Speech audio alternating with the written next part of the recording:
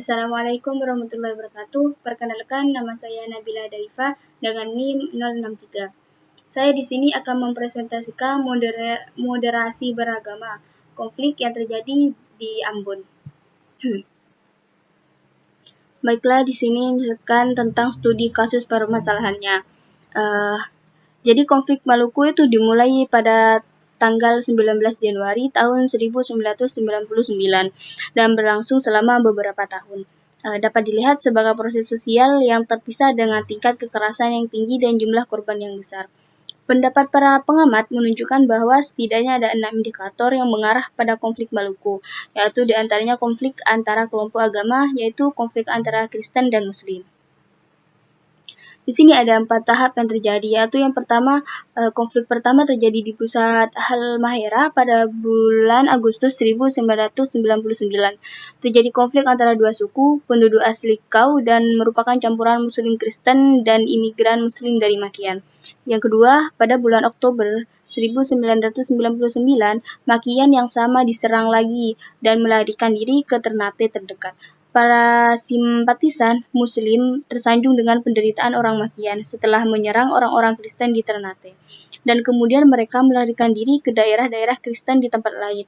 Akibatnya, konflik etnis lokal akhirnya berkembang menjadi konflik agama provinsi. Ketiga, semua ini terjadi di perkembangan di Ambon memicu pertempuran antara Muslim dan Kristen di wilayah Kristen fanatik di utara Tobelo pada Desember 1999. Pertempuran berlangsung selama beberapa bulan di daerah terpencil.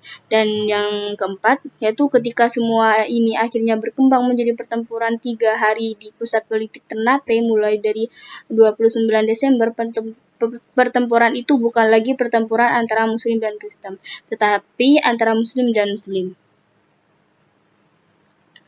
Nah, di sini penyebab dari problem studi kasus yang tadi.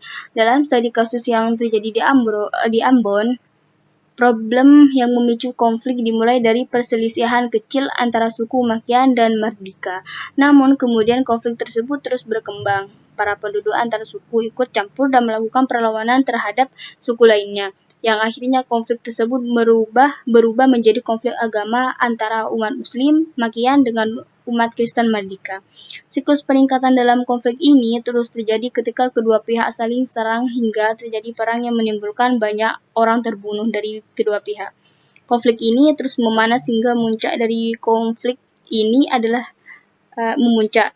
Konflik ini adalah serangan terhadap gereja Silo dan pembantaian Tobelo. Gereja Silo terbakar habis satu setelah Natal, yang pada hari itu juga sekitar 800 orang Muslim Tobelo dibunuh oleh pihak Kristen.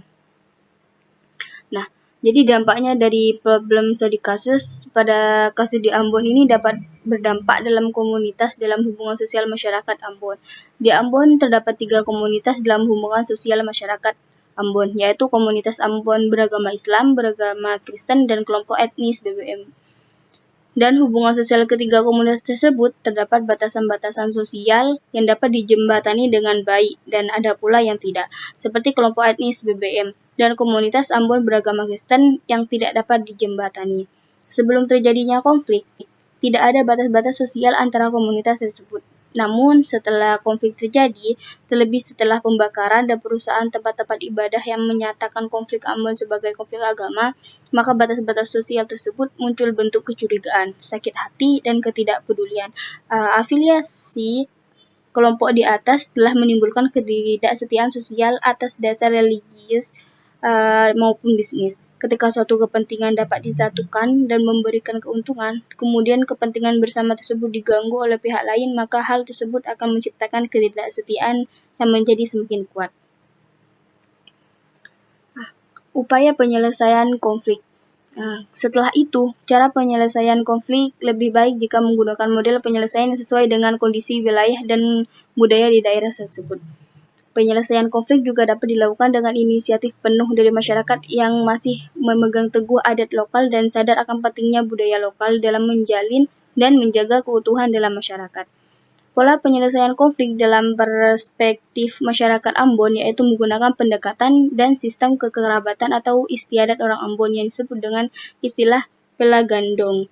Kata pela berasal dari kata pila yang berarti berbuat sesuatu bersama. Terkadang kata pila diberikan akhiran tu yang berarti mengamankan, menguatkan, dan mengusahakan sesuatu benda agar tidak mudah pecah atau rusak.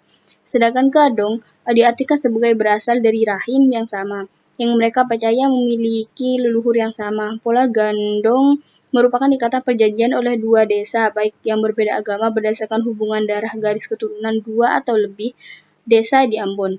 Jika dilihat dari perspektif ikatan kekerabatan di Ambon menjadi faktor penting terciptanya integrasi sosial. Pada umumnya, perbedaan agama di Ambon sering dikalahkan dengan kekuatan ikatan kekerabatan yang menganut Islam patrilineal. Dalam satu keluarga bisa saja menganut agama yang berbeda, namun mereka tetap dapat menjalankan agama yang dianut dan ibadahnya dengan tenang. Sehingga pada hakikatnya pela gandong sudah mengandung unsur rekonsiliasi. Nah, kesimpulan dari studi kasus tersebut, pasti konflik adalah suatu kenyataan hidup, tidak terhindar dari sering bersifat kreatif. Konflik terjadi ketika tujuan masyarakat tidak sejalan. Konflik timbul karena ketidakseimbangan antara hubungan-hubungan itu yang kemudian menimbulkan masalah.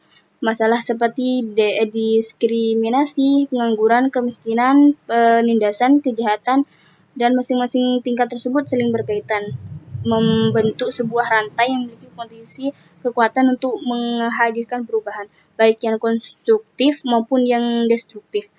Konflik di Maluku sering digambarkan sebagai permusuhan lama antara umat Muslim dan Kristen, walaupun keadaannya lebih kompleks. Mungkin itu saja presentasi dari saya.